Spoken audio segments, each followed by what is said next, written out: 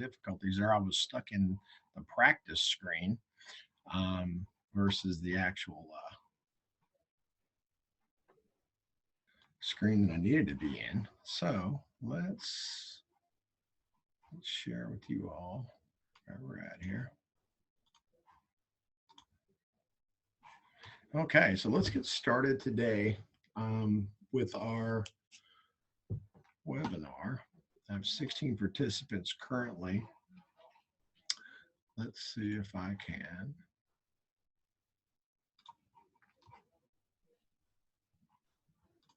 Chat. If you can hear me, would somebody please type into the chat session here? Just want to make sure somebody can hear me out there. Anyone has the webinar chat session open.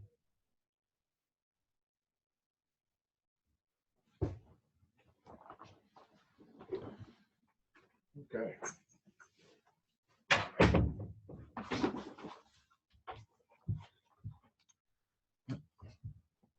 Let's get started then. Good morning. Here we are. We're going to talk about Chapter 7411 through 14 of the Texas Administrative Code, dealing with House Bill 5 and Foundations Graduation Plan.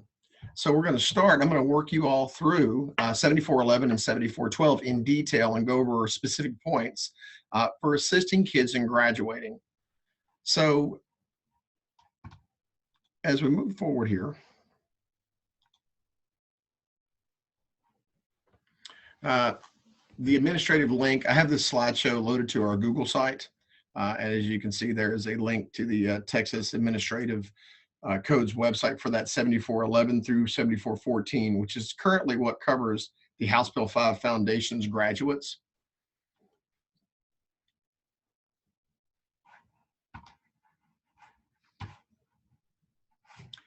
So the top 10% rule for House Bill 5 students, they must be also eligible for the distinguished level of achievement. So in order for you to have a child that's going to be in the top 10%, they also have to be in the, they also have to earn the distinguished level of achievement. Now, to earn the distinguished level of achievement, a student has to graduate with a grade point average in your top 10 percentile. As SAVE University of Texas, there are special rules that apply to the University of Texas. They do not apply to other universities within the state. They go lower than the top 10%, down around the top 7%. Now, in one of the first 2 school years upon graduation and preceding the academic year of which they're applying, the applicant has to have graduated from a public school or if it's a private school. But for this conversation, I'm going to talk about public. So the applicant has to successfully have completed the curriculum requirements established under 2805 for the distinguished level of achievement. So what this is basically saying in the yellow highlights is for public school graduates that they have to have completed the distinguished level of achievement in order to qualify for the top 10% in the state of Texas. I always like to start with this. This is just a basic diagram that shows how our graduation plans are broken down. We have the foundations over here, and then you have the endorsement, which is an additional 4 credits. And if a child is or a student is to earn completes the requirements for the foundation graduation plan and the endorsement plan, then they will also be able to earn a distinguished level of achievement if they have 1 endorsement, 4 credits in science. You have to have 4 set of credits in science to earn the endorsement, and 4 credits in math. You have to have 4 credits in math to earn the endorsement, but you also have to consider Algebra 2. You do not have to have Algebra 2 to earn an endorsement, save like STEM has a requirement. But to earn like a fine arts or a public service, you wouldn't have to have the Algebra 2. I caution though, I like to see, or I recommend when schools ask, that we still stay on that plan of Algebra 1, Geometry, Algebra 2. As currently it is the best plan available for for future plans for students that have planned to attend college. So Algebra 1, Geometry, Algebra 2, or Algebra 1, Algebra 2, Geometry. And you'll also see that this Algebra 2 class will come into play because it'll allow for a student not only to earn the DLA, but allows for them to take a lesser math, for lack of a better term. So if a student took Algebra 2 and wanted to step back to a financial math, and I don't use the term step back lightly. It's not that they're learning a lesser math. They're learning a different math that's not equivalent to a pre-cal or a trig or something, or calculus or something of that nature. And depending on the program that they're going to be moving towards for post-secondary, depends on what classes they would take. Some schools would require them to take the pre-cal or the trig, others would not. So under the Texas Administrative Code 7411, to receive a high school diploma, a student entering the 9th grade in the 2014-15 school year and there beyond, and also students who are currently who did not enter the 9th grade in 2014 may also elect to graduate under Chapter 7411 through 14.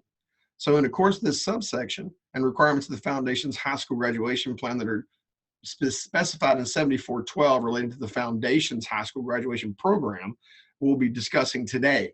The testing requirements for graduation as specified in Chapter 101 of this title, and the specific testing requirements are, as we know, the 5 EOC examinations.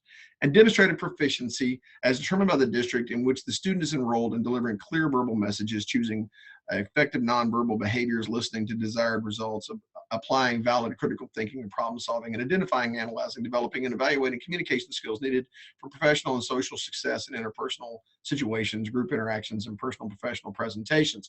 This section right here was what was used when we moved away from requiring speech as a requirement for graduation, as this is supposed to be included in the basic curriculum for all students who don't necessarily need a speech credit. We still recommend, and I have found it to be the norm, that schools maintain their speech programs or at least a professional communications program through the CTE. Now, a school district shall clearly indicate that a student's level of achievement under the Foundation's high school program and an endorsement and a performance acknowledgement on the transcript or academic record of a student who satisfies applicable requirements. So when we start talking about the academic achievement record, this is what's required by law to be on it. And that's where you find that law is under 7411B. A student in the 9th grade in 2014-15 school year and thereafter enrolled in courses necessary to complete the curriculum requirements for the Foundation's plan specified in 7412 of this title and curriculum for at least one endorsement, they must have an endorsement selected. So they have to select an endorsement upon entering the 9th grade. And it states that a student may graduate from the Foundation's high school graduation program without earning an endorsement after the sophomore year. Now, a note on that is some schools go off the UIL program, which is once a student completes 5 credits, they're considered an academic sophomore, and once they complete 10 credits, they're considered an academic junior.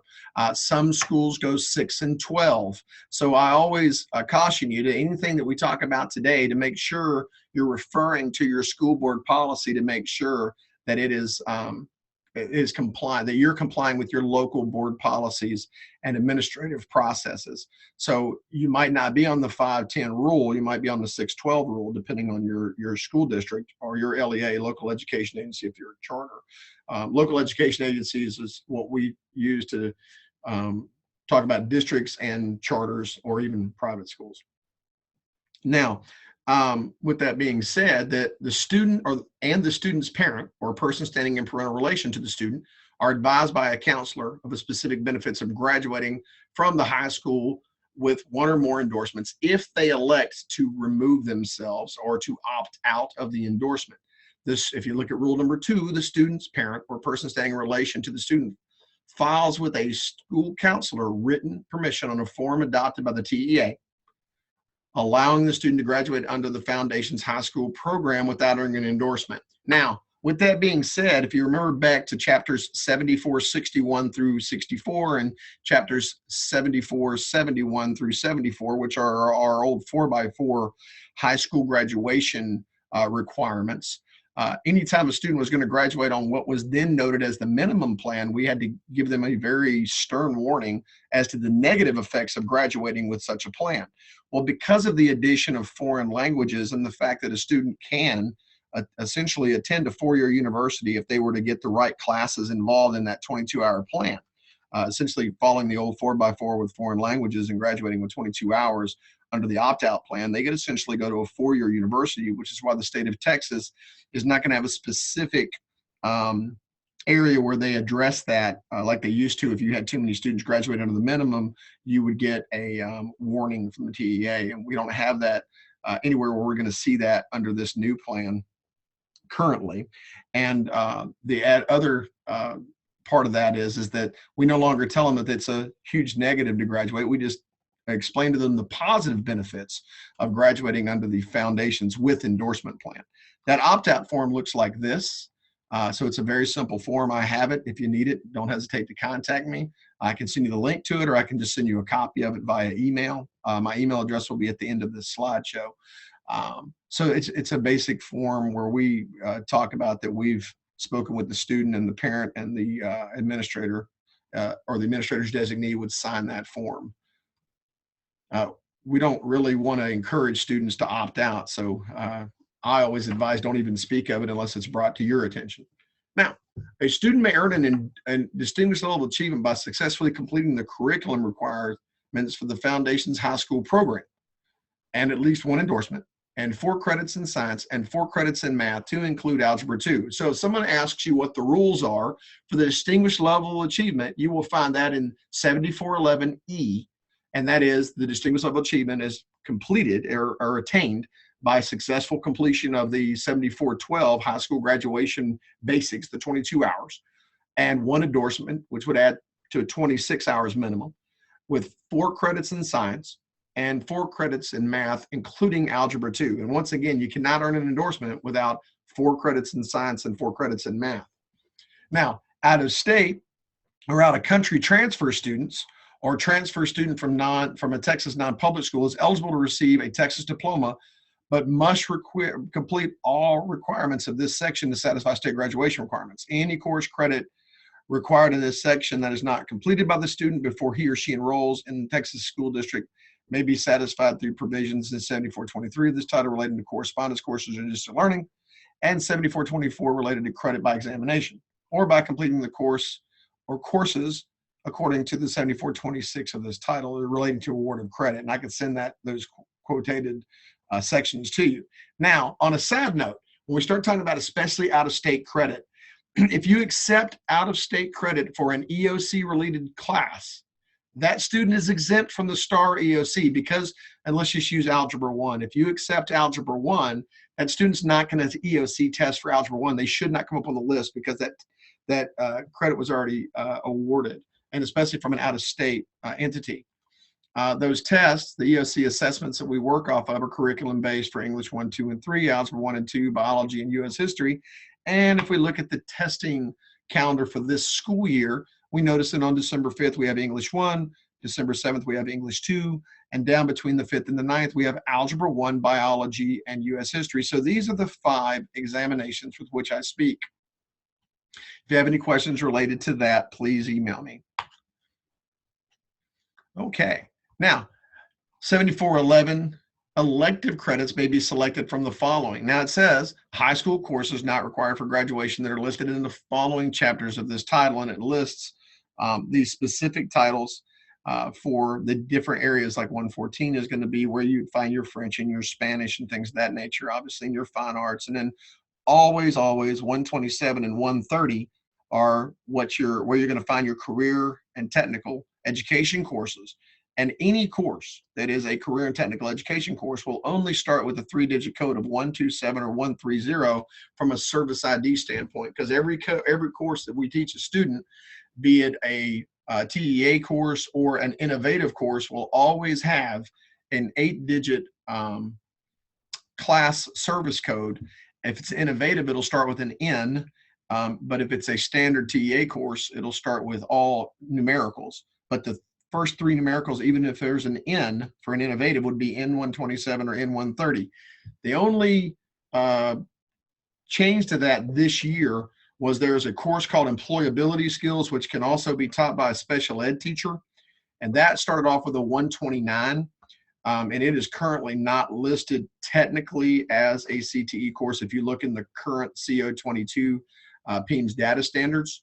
However, there is a way to file that as a separate PEIMS class, as far as the separation of the PEMS code there.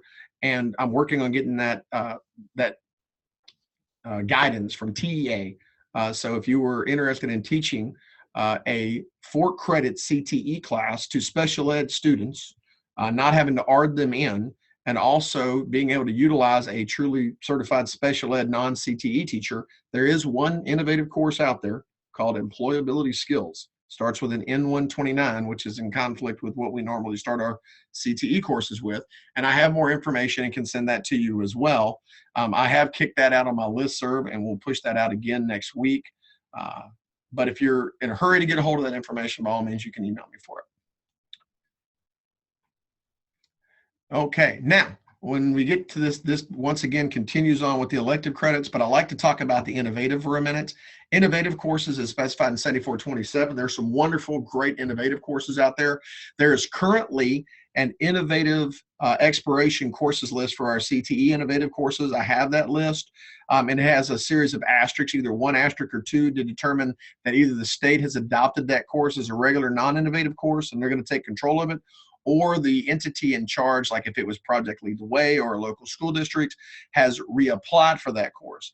If you look on that list of innovative courses expiration list and there's no asterisks, then that means that course is looking to expire. However, that list has not been updated for a while, so we would have to contact the appropriate point of contact at TEA to determine if it's truly looking to expire, if somebody has come in at the last minute and applied for that.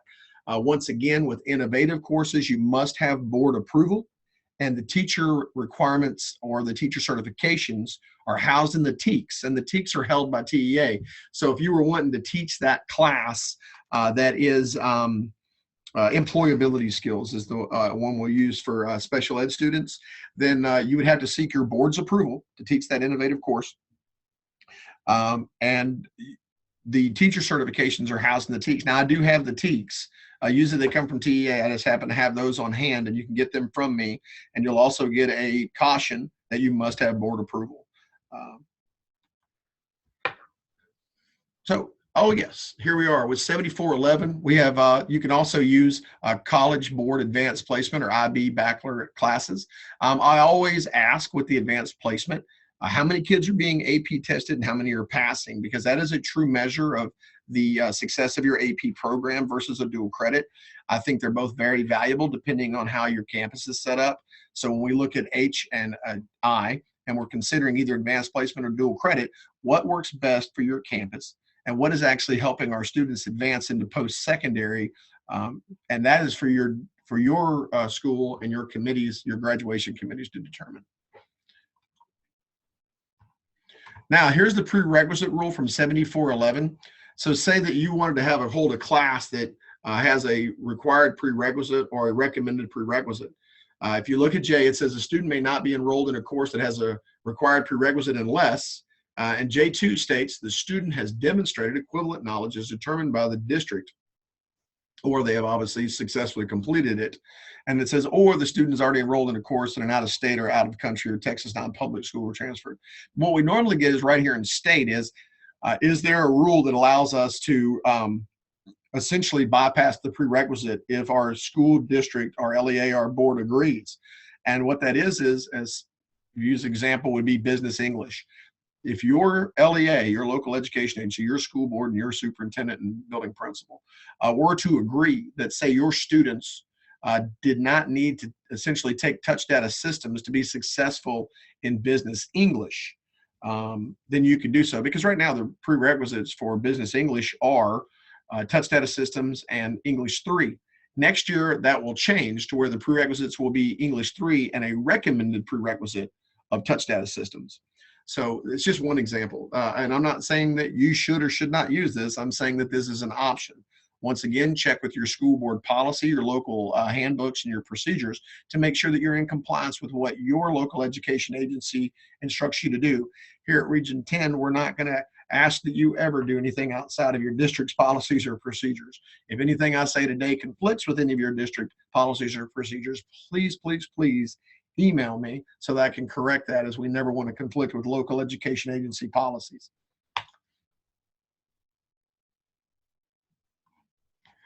Okay, And then let's move on to 7411K. A district may award credit for a course a student completed without meeting the prerequisites if the student completed the course in an out-of-state or out-of-country at Texas non-public school where there was not a prerequisite.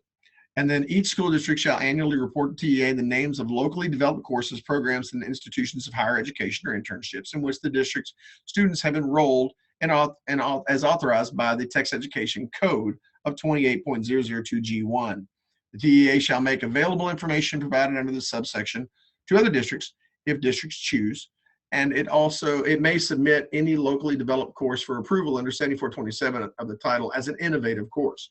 So if you have a local course and there's nowhere in current innovative or standard TEA courses which those TEKs are being met, you can always apply. It's one time a year. You can't do it you have to do it within the confines of TEA's rules, but you may apply yearly for innovative courses. If you need more information on that, how to make a local course an innovative or suggest and apply for that to be approved, let me know and I will get that information to you. Now we have ended our talk about 7411 and we are moving on to 7412, which is the Foundations High School Graduation Program, in which a student must earn a minimum of 22 credits to complete, and core courses must demonstrate proficiency in the following. We're going to start with English Language Arts. So in order for a student to graduate from high school, they have to have 3 credits consisting of English 1, 2, and 3. Now, students with limited English proficiency who are beginning or intermediate level of English proficiency is defined by 74.4D of this title, related to English Language Arts proficiency standards, may satisfy the English 1 and 2 graduation requirements by successfully completing English 1 for speakers other than English and English 2 for speakers of other languages. Now, after the successful completion of English 1, 2, and 3, the additional credit may be selected from 1 full credit or a combination of 2 half credits from 2 different courses. Now, I'm going to stop right there because it gets a little scary when we read that verbatim. After successful completion of English 1, 2, and 3, we get a little worried. Does that mean that if we have a junior who failed a specific section of English 3 and we wanted to have them take English 3 and English 4 at the beginning of, let's just say they failed the first semester of English 3 but passed the second. And they weren't able to use the second semester to average that grade for the year above a 70, because let me do a side note here. If you have a student who's failing English 3 or English 1 or 2 right now, and that student, say they make a 65 first semester in one of these courses, and they make a 75 the second semester, and it averages out to a 70 for the year, you can award credit, a cumulative grade point average credit for English 1, 2, or 3 for the entire year if first and second semester average out to be 70 plus, as long as that's in accordance with your local policies. You want to make sure that that's in your grading policy and not defying your policies. Now, it's allowed, but also with local approval. The additional credit may be selected from 1 credit or a combination of 2 half credits from 2 different courses. Now, you can enroll a student in English 3 and English 4 together, even though this rule says that they need to have successful completion. If we go back to the rule J2, we are allowed to supplement for or supplant required prerequisites if the district feels such. I do not feel that the state of Texas would ever tell you not to dual enroll a student in English 3 and 4 to get them to graduate with their cohort, as we are held accountable for the graduation numbers for cohorts that graduate within their 4-year period. So it would be odd if the state of Texas holds you accountable for those who are not graduating in their cohort, but then puts rules in place that wouldn't allow for you to help every student do such. So understand that you can enroll a student in 3 and 4, just utilize J2 as your language for the prerequisite if you feel strongly about it. Now, you can add from 2 different courses. You can combine. I've got some schools, if you look, there is a business English. I think it's on our next page. Where's our business? Here it is, business English. Now, business English is one of my favorites because it's also a CTE course. CTE course draws 35% more funding. So say that your district was paid what's called an ADA rate. So for every student that walks in the door and stays for 180 days, you get paid a specific amount of money. Schools are between $5,100 and $6,600, depending on their tax bracket or their funding source, or excuse me, their funding category of 1 through 5, charters being 4 and 5, public schools being categorized 1, 2, or 3 for funding purposes. Now, when we get back to that ADA thing, what I'm talking about there is I have one school that was looking at maybe doing an English 4, like, you know, something, maybe a literary genres, coupled for the first semester, coupled with a business English for the second, or some schools that are running business English all year long this senior year. Well, if you were to run business English all year long, it is the only course that also satisfies a CTE requirement, but also earns CTE funding of 35% more, which averages out somewhere between 250 to 300 and some 330 or 40, depending on your category and taxing rate and your ADA rate from the state of Texas. So if you were to round it off to 250, so for every kid that walks into that class, they're worth an additional $250 versus these classes here. And that's the only one in this area that we talk about for ELA that's business English. If you want more information on that, I am going to be hosting a CTE funding webinar in January. We're looking to get that on the books within the next week. Okay, with mathematics. With mathematics, you have to have 3 credits. 2 credits must consist of Algebra 1 and Geometry. And the additional credit may be selected from 1 full credit or a combination of 2 half credits from 2 different courses subject to prerequisite requirements from the following courses, or a credit selected from courses in subparagraph B. Now, these are what we call 3rd level math. So they don't meet the requirement for that 4th level math you would need to, say, graduate with an endorsement. So if you had a child that took Algebra 1, Geometry, and they took math models and digital electronics, they would not qualify for an endorsement because it would not be a 4th tier math. You need to have Algebra 2 or better.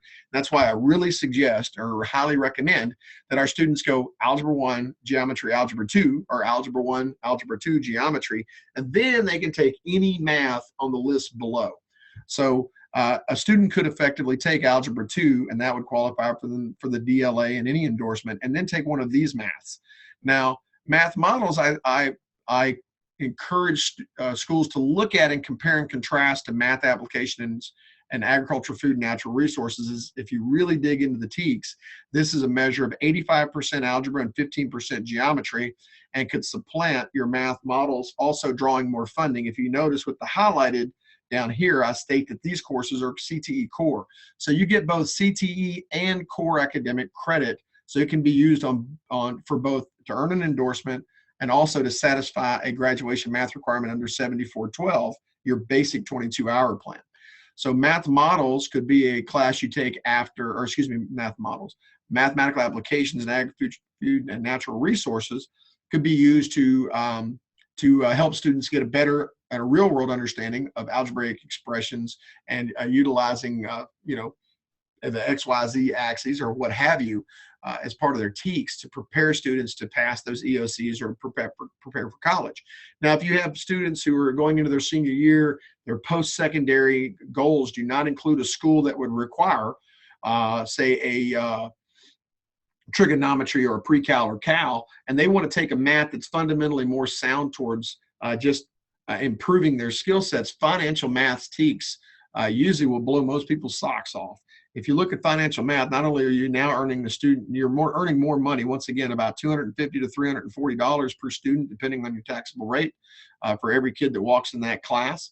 And they're learning a multitude of really awesome skill sets, such as they'll be learning about net and gross taxes, capital gains. I always laugh about the capital gains ones because when I was a child growing up, my father would always tell me that the politicians cheated on their taxes because of the way that they invested. And I later found out that the government actually gives you a tax incentive for investing in dividend stocks, and that's what a lot of the politicians get harangued for lack of a better term.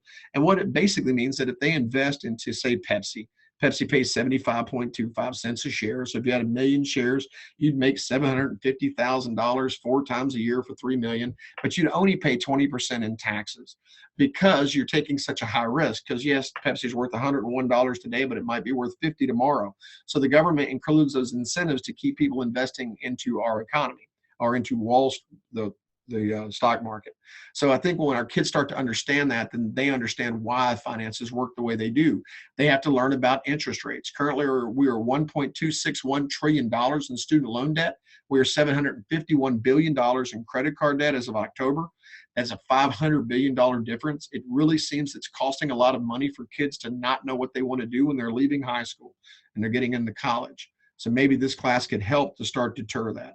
No research on that. I'm just hoping. That's a hopeful thought. Now, if we move into our fourth level, these are the fourth tier math, and it says the additional credit may be selected from one full credit or a combination of 2 half credits from 2 different courses.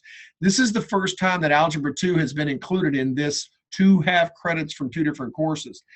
I caution against ever using 2 half credits, like say combining algebra with something else like algebraic reasoning, because you remove that students from their ability to graduate with the DLA. I hold that Algebra 2 should be a 1 credit course and held firm at that. But at the same time, there is a opportunity for you to mix and mingle Algebra 2 with other courses if you feel it best benefits your students. But these are all the 4th level math classes that you can choose from. And you don't have, then once again, if you had a student who took Algebra 1, Geometry, Algebra 2, and you wanted to enroll them in half a semester of algebraic reasoning and half a semester of statistics, that would be allowable. I would recommend that you look down towards these courses like engineering mathematics or statistics and risk management, because they're the 2 courses in the math area that are 4th level CTE oriented math classes that draw you that additional funding as well. And we all know, and I know I keep talking about funding, but when it really gets down to it, we need funding to make sure our schools have more sound programs and we can invest in our children's future.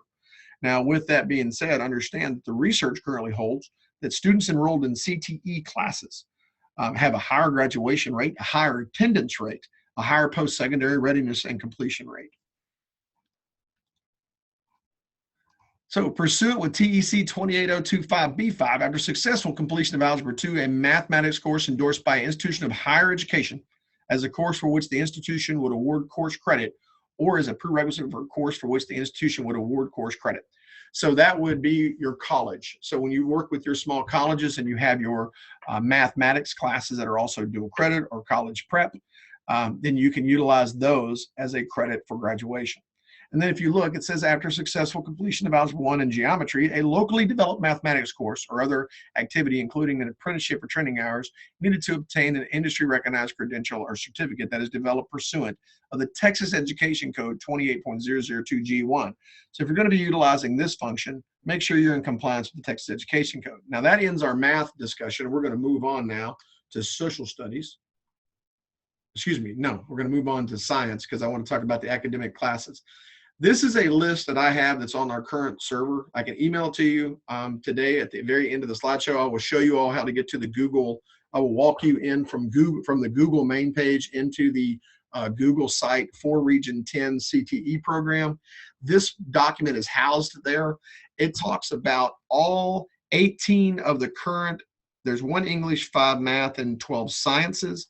The last science, scientific research and design, is actually 3 classes. I just combine them under 1. So there's a total of 20 different classes that can earn a student both CTE and core credit. This document I have just a screenshot of shows like business English. It tells you what it satisfies credit-wise in the 2nd column. The 3rd column gives you the service ID code, so you know which class we are. And then this right here lists that if there's a gateway training involved, and recommended means that there's no gateway training required. It's just recommended that you take CTE 101.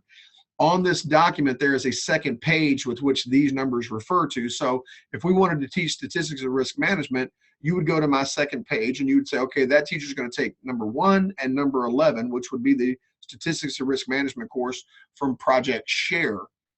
So, excuse me, from Gateway, formerly known as Project Share. It's currently known as Texas Gateway. Now, if you click here, if I click here, it's just going to take me to my Google page. But if you click on one of these links, it will actually take you to the Texas Administrative Code Chapter 231, the specific area of what that certification for each one is. So you'll learn there's absolutely, like when we get into financial math, it'll talk about the different certifications like math 6 through 12, math 8 through 12, I believe any business certification, if I am correct. But we always suggest or highly recommend you follow what the guidance is in Chapter 231. Do not just listen to me. Now, as we go into the science requirements, science is 3 credits at the minimum to graduate, and that would be without the endorsement.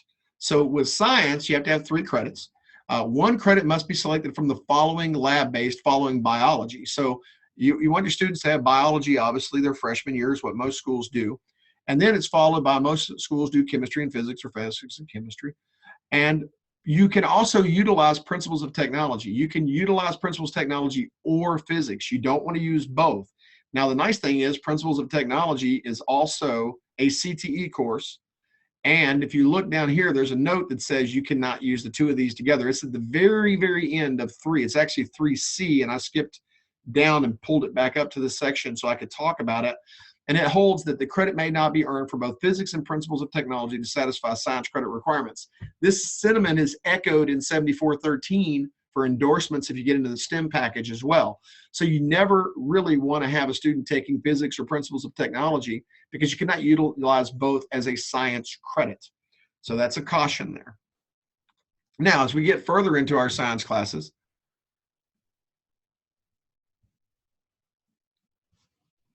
click that again, there we go. The additional credit may be from 1 full or a combination of 2 half credits. Now, this makes it a lot easier. And if we go back to that language with math and with English 4, I love this, that extra add-on that you can mix and mingle those 2 different courses, because a lot of times we'll inherit kids from places, and if they come to your school with aquatic science and you don't teach it, you need to be able to offer them something else that would allow for them to earn that additional credit.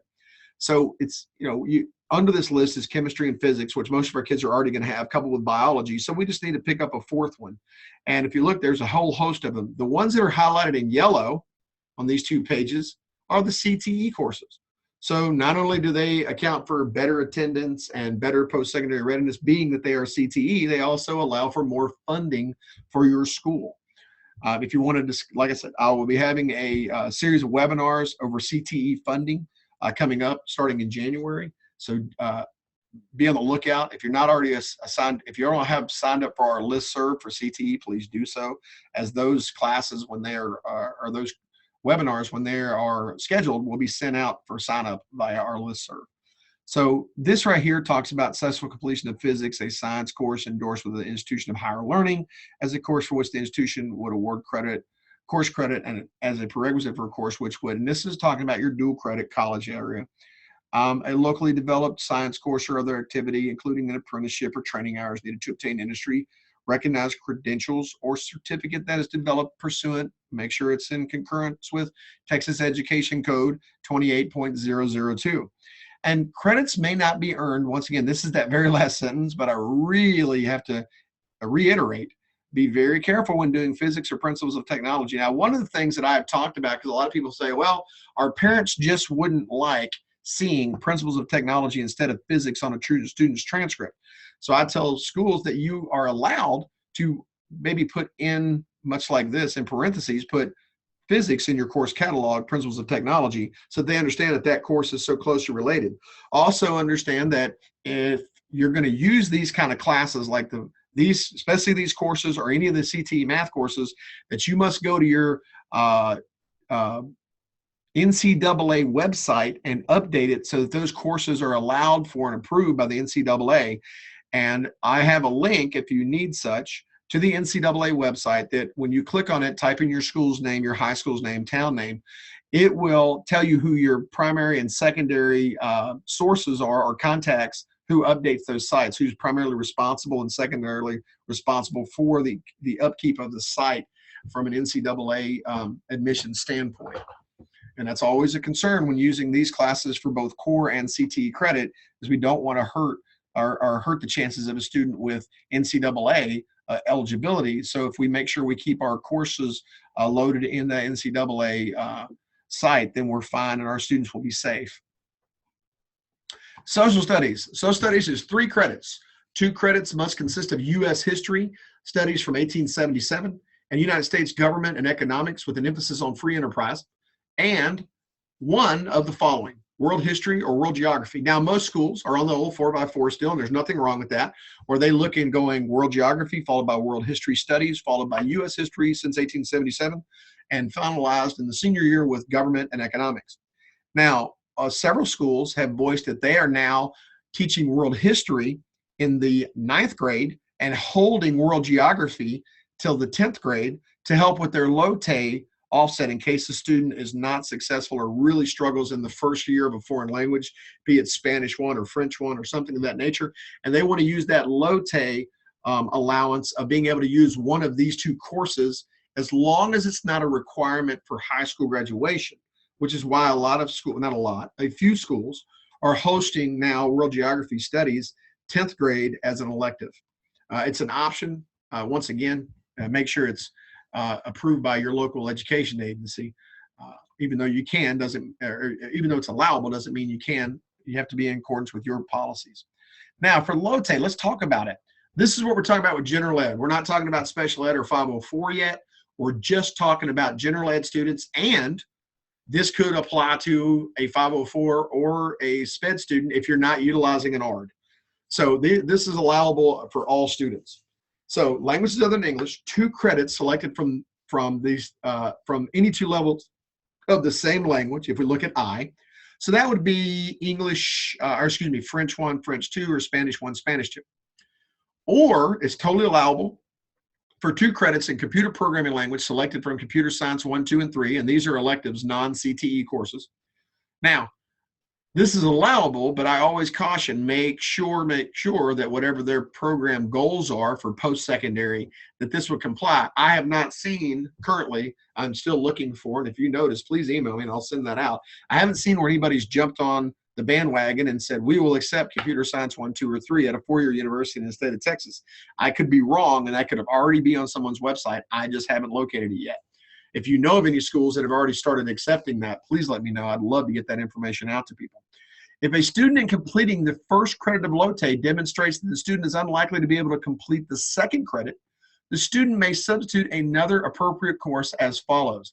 So if you have a student that struggled through Spanish 1 or say French 1, and the people around, including the student, are just confident that that student's just going to continue to struggle and not have a happy existence, and their post-secondary readiness goals do not include, say they were going to TSTC to become a crane operator.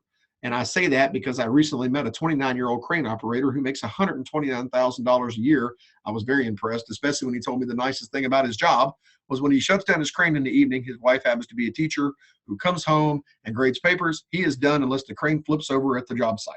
So I was very impressed with that, and very impressed with his mindset at 29 years old. Now, so say you have a student that's going to go to TSTC, we'll use that as an example, and they struggled and didn't do well in French or Spanish or German 1, and you decide that you're going to use a different course or they're going to recommend a different course, because we'll go to the decision process here in a second. That student, or you as a counselor or administrative body, could use special topics in language and culture, and that's a PEAM service ID code of 1141000. Or world history or world geography. If we go back to that slide on where I was talking about some schools are using world history, then using world geography as an elective, that is exactly what speaks to that. So you could, if you're not requiring it for graduation, you only have it as an elective, you can use it to offset this as well.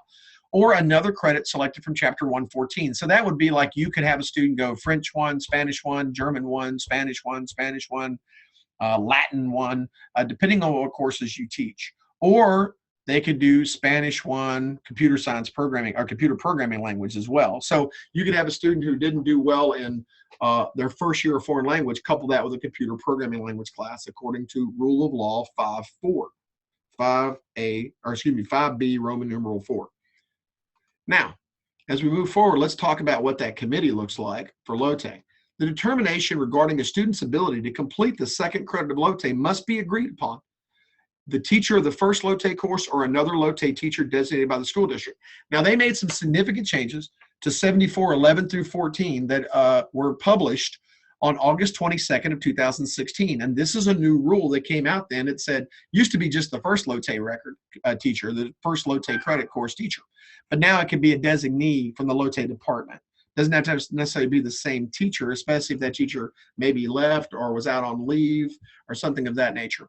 Now, the school district's principal, or excuse me, the school district, or excuse me, the teacher designated by the school district, so this would be the LOTE teacher or the LOTE rep, the principal or designee, or the parent or guardian. So there's 3 adults involved along with the student in this determination of what they're going to do for the second LOTE credit. And that's going to be the teacher or a teacher rep from LOTE, a principal or a designee, and the student's parent or person in relation, parental relation. Now, the other one, if you look at it, it says the student's ARD review and dismissal committee if the student receives special education services, and the committee for 504 if they are a 504 student. Now we're going to go one further, and we're going to talk about the LOTE for special ed students. But before I go there, I want you all to read this statement with me, if you would. This is a statement I send out when people ask about, well, we don't want to use that, and that's not, you cannot not mention 7412.5D. And it says, during the ARD meetings, all options for students with disabilities to be communicated to the committee as omitting 7412.5D, which we're going to get to next, would deny a student their basic rights established under House Bill 5 for graduation, to be OCR, all civil rights compliant, and eliminate discrimination on the basis of disability against students with disabilities. The right established under 7412.5D must be communicated in order to guarantee an appropriate education and allow for the ARD committee to make the best decisions possible for each student in a non-predetermined manner. And I want to go about that. Not communicating 7412.5D will be considered a predetermination to the IEP, and that the student does not need this service, and thus violating the student's rights. Now, also under 7512.5D, the student, example being an 8th grade life skills student, would not have to even attempt to take a LOTE class, such as French 1, if the ARD committee so determined. So if you have a student that's coming out of junior high school and the ARD committee feels strongly that that student is not going to be successful, or it would be an over-stressful situation for that student to be enrolled in a foreign language class, they do not have to attempt it and begin to fail. Now, we highly caution about that we don't want that to become your norm. That would only be for a few students, if even any. We recommend that all students be considered, at least considered, seriously considered for a foreign language class, as to not take them out of the running for other educational benefits that foreign language class allows for. So be very careful when exercising the rule that we're getting ready to talk about. So taken directly from the Department of Education's website, OCR receives numerous complaints and inquiries in the area of elementary and secondary education involving Section 504 of the Rehabilitation Act of 1973 as amended by 29 USC 794. Section 504, most of the concern identification of students who are protected by Section 504 and means to obtain an appropriate education for such students. So this right here and this statement right here kind of go hand in hand. Do not omit the following. A student who due to disability is unable to complete 2 credits in the same language other than English may substitute a combination of 2 credits from English language arts, mathematics, science, or social studies, or 2 credits in career and technical education, or 2 technology applications for LOTE credits. So let's go back. They don't have to attempt to take a foreign language. Once again, we always want to seriously look at whether that student's disability is truly going to inhibit them from being able to be successful in foreign language. And if it is, they do not have to attempt and begin the failure process. They can start right from here, and they could essentially attain 4 credits from the core area, or excuse me, 2 credits from the 4 core areas. So they could essentially, any combination of these, like an English and a math, or social studies and an English language arts, you could still use that world geography and maybe a reading class if you wanted to, or however you want that to be. Or what I highly recommend are 2 credits in career and technical education, because if we're really getting our kids ready for that next step and getting them career oriented, I suggest we really strongly look at replacing the 2 foreign language classes for a student with 2 career and technical education courses, or 2 technology applications. So you can do 2 of any of the 4 core classes combined, or 2 CTE credits, or 2 technical application credits to satisfy the LOTE requirement if determined by the student's ARD committee or 504. So 74D, 7412D is relevant to both your 504 and SPED students.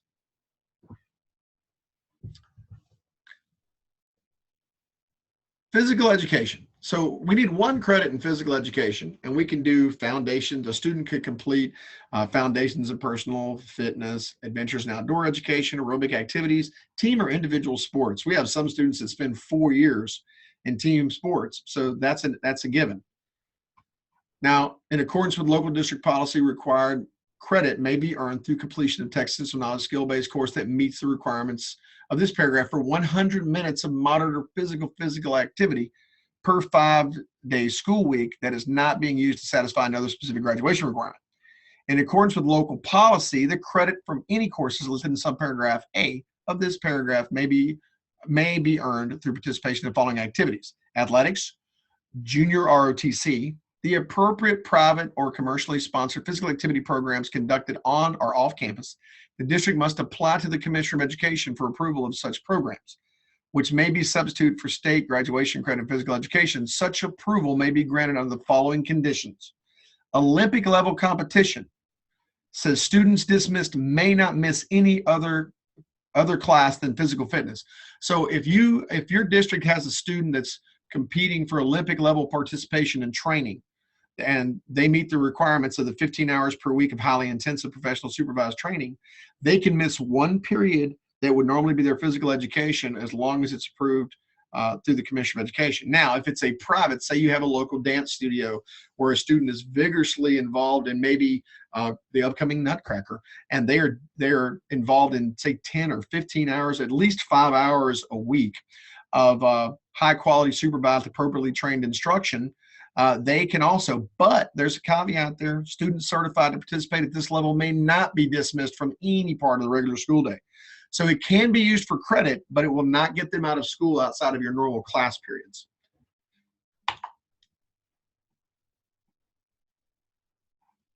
Okay, physical, in accordance with local district policy, up to 1 credit for any of the courses listed in subparagraph A of this paragraph may be earned through participation in the following activities: drill team, marching band, and cheerleading. Also, all substitution activities allowed in subparagraph of this paragraph must include at least 100 minutes per 5 days school week of moderate vigorous physical activity. Credit may not be earned more than once for any course identified in subparagraph A of this paragraph. No more than 4 substitution credits may be earned through any combination or substitution allowed for subparagraphs B and D. So when we get into physical education, make sure that you're compliant with these rules under 7412 E and F. And a student who is unable to participate in a physical activity due to disability or illness may substitute an academic elective. Once again, this is going to be in compliance with ARD and 504 committees. And then a committee established by the school district of persons with appropriate knowledge regarding the student if each of the committees described by clauses 1 and 2 of this subparagraph is inapplicable. This committee shall follow the same procedures required of ARD or 504 committees.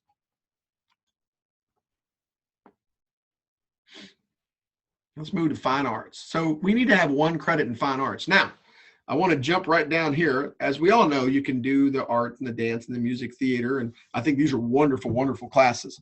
There's also something you might not be aware of, is that Principles and Elements of Floral Design is also a CTE course.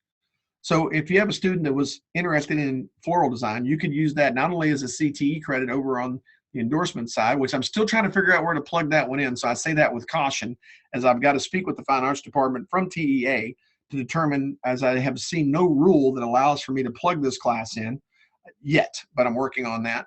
But we do know that it will at least satisfy the 22-hour plan. I have not found where it segues over and is joined in and allowed to be used to earn a fine arts endorsement, but I'm working on that.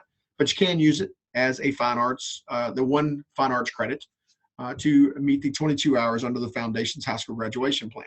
3D modeling and animation, digital art animation, technical theater, theater levels 1, 2, 3, and 4.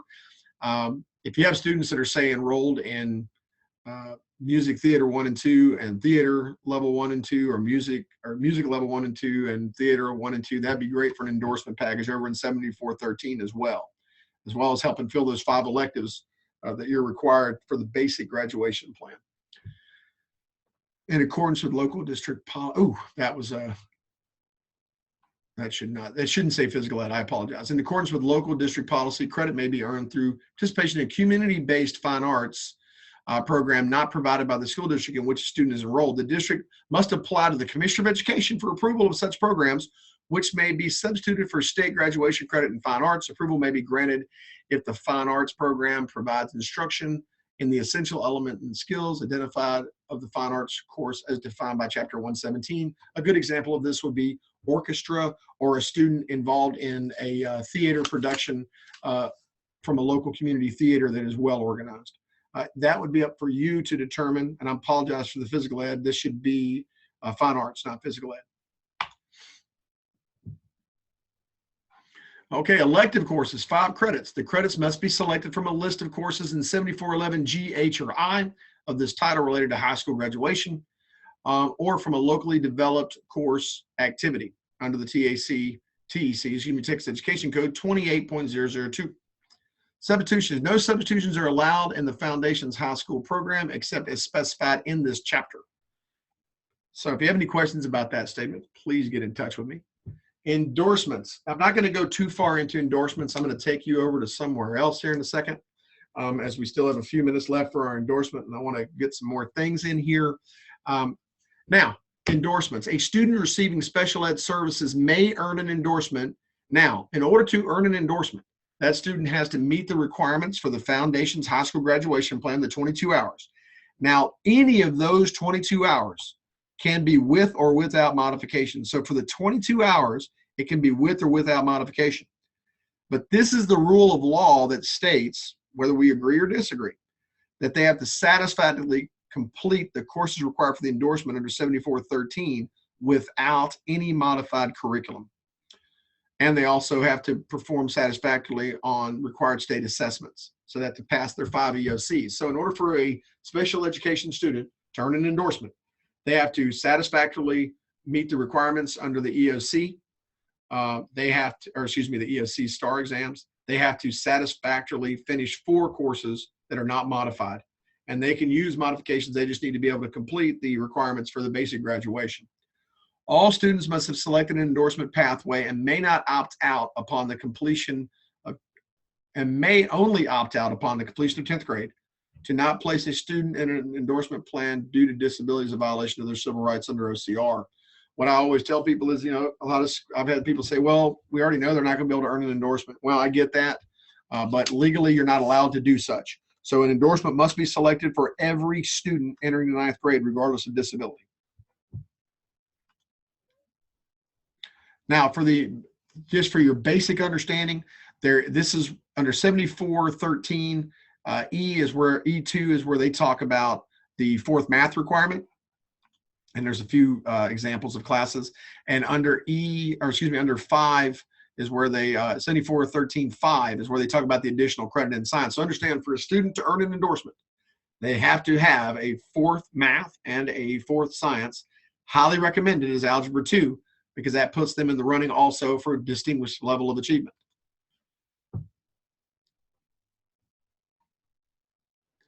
Then there's the double dip theory, that you can use classes that you utilize over in your 22-hour area in order to earn endorsements, as long as you have a combination of 26 credits. So if we look at this, and I'm not sure if you can see it that well or not, and I apologize if you can't.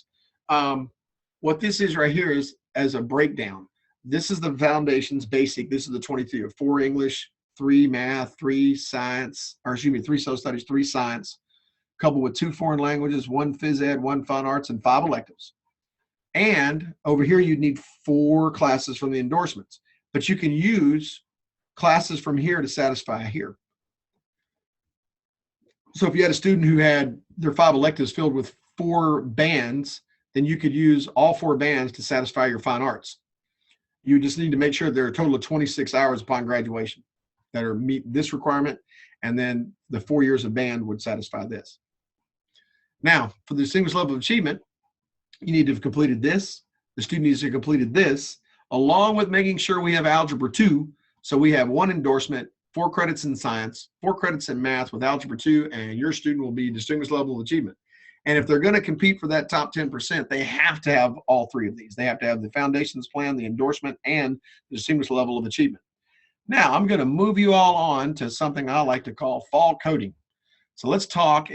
I'm through talking about House Bill 5 for the moment, but I'm going to move over to CTE coding because I have a little time left and I was wanting to speak on this, and this might be beneficial to you. So when we start talking about CTE coding, what we talk about here is it asks a question, and I've got this coding document loaded on my Google page. We'll go to the Google page here in a minute. But it says, on the fall snapshot date, was the student enrolled in a career and technical education course? Now, this is where I see districts make their mistake when they code wrong because they go back and try to answer this again. And I'll show you how that works. Let's just say we have a senior who's completed everything except for 3 classes. All they need is 3 classes to graduate, and they go home early. And we have them maybe on the work-based learning program. So they're in a 4th class, but it's work-based learning. It's not really applying to their graduation plan. They have a job and they wanted to be able to leave early, and we allowed for that. So say we have a student that's senior that's taken 3 core classes with 1 CTE, but that CTE class is not really needed for them to be considered, or actually, let me go back to the no side.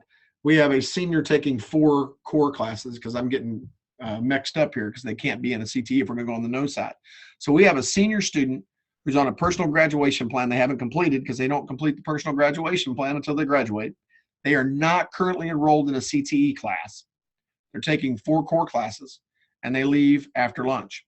So we would ask, is the student currently enrolled in a CTE class? And we'll say no.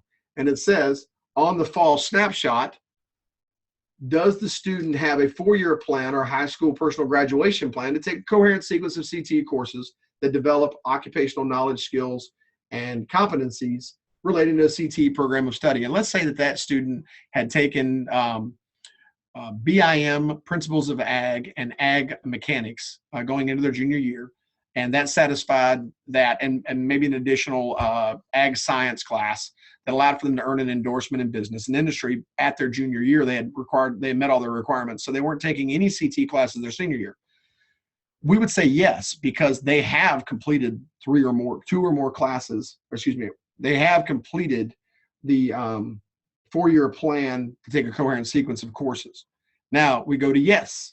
The next one would be, has the student completed at least 1 semester of CTE coursework in which his or her CTE coherent sequence is? And you would state yes.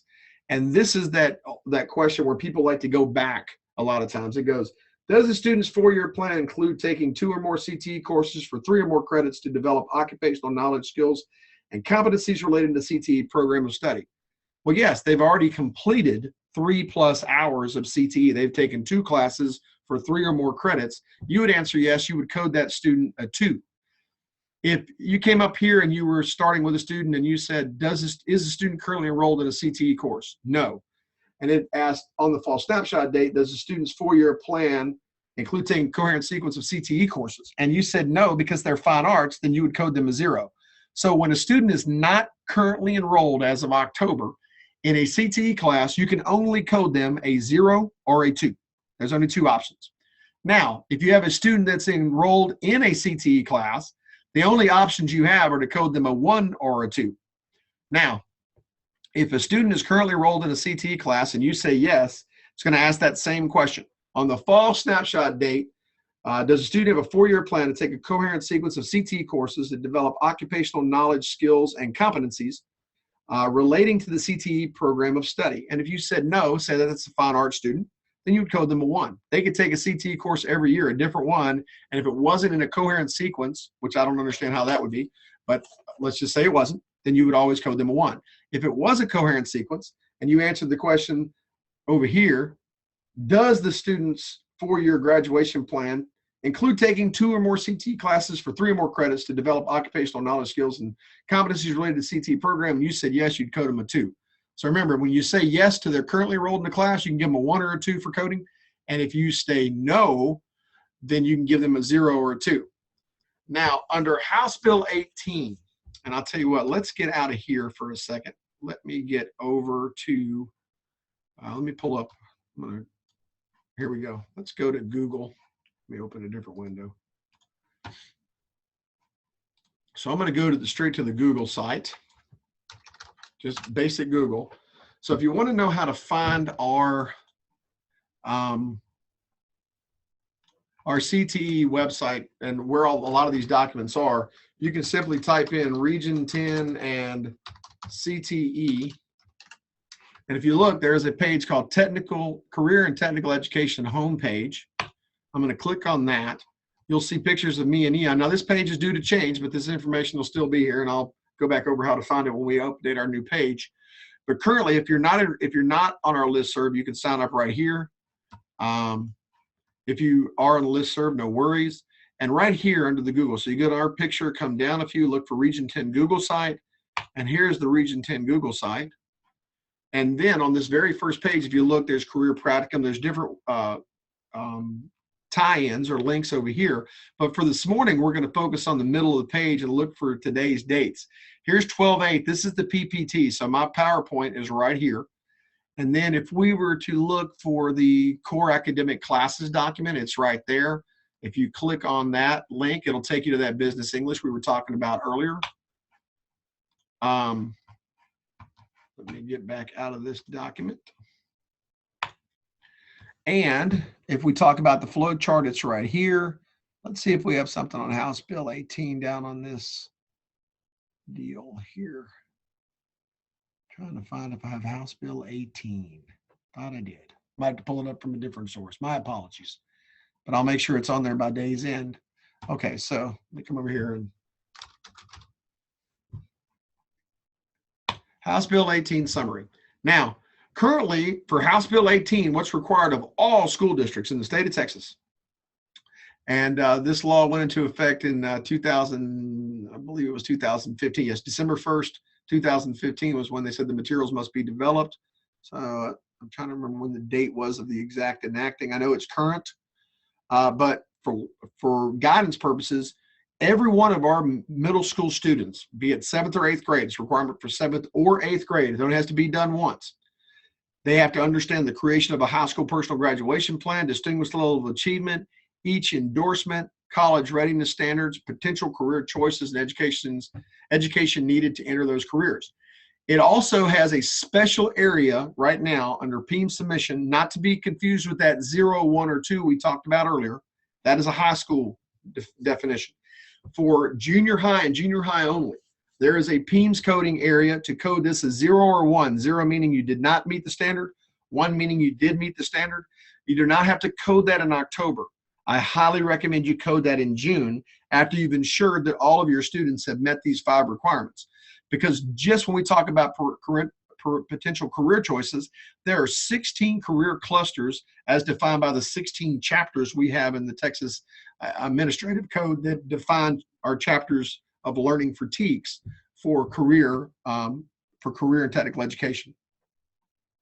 I will make sure that that document gets loaded up. Matter of fact, let's see if we can load it up right now. So, well, I'll do that later. Let me think if there's anything else we need to talk about. Here are the CTE Core Crosswalk. This is my CTE Core Crosswalk document. This is very valuable for planning for next year. This document will show you what the current classes are called. These were developed in 2010. On August 28th, 2017, we will go from awarding classes such as like this to calling them and awarding them here. So some of them have name changes. If you notice, if you currently teach problems and solutions for 0.5 to 1 credit, next year it will name change to project-based research for 1 credit. Career preparation 1 and 2 will be considered career prep 1 and 2 with an additional extended career preparation. Now, I've had questions where people ask, well, how do we operate a class that's going to be 1 or 2 credits? So if we look at the CO22, and I think that's my, oops. Nope, that's the 2016-17, excuse me. Let me get back out of that one. And let me get out of that one. And there we go. The December 2016, this is for the 17-18 school year. And say we were to look at career prep. So if you notice, there's two different PEMS codes here according to for next year for planning. So if you're planning on teaching career prep to a student for 2 hours, you would PEMS code them here. If you're planning a 3-hour session, you would PEMS code them here. Now, with that being said, the guidance will still be housed for these classes as far as how many hours it takes to meet these requirements. So if you want to know how many hours a student has to be in class and working to be 2, or how many hours a student has to be working or be enrolled in 3 credits, will be defined in, once again, in Chapter 5 of the Student Attendance Accountability Handbook. And if we were to open that document, should actually be on my website. I'm going to feel weird if it's not. Feel free to laugh at me or with me, preferably with me. Oh, I thought I had the Student Attendance Accountability Handbook on there. Well, Zeus has tried it. I do not have that. So let's see if we can do this, and I will show you all what I'm speaking about. Let's see, 16, 17. This is just Chapter 5. So let me open that up. And if we scale down to 5.7, if you notice right now, here's where we talk about career prep, and then we talk about career prep and practicum in 7.2.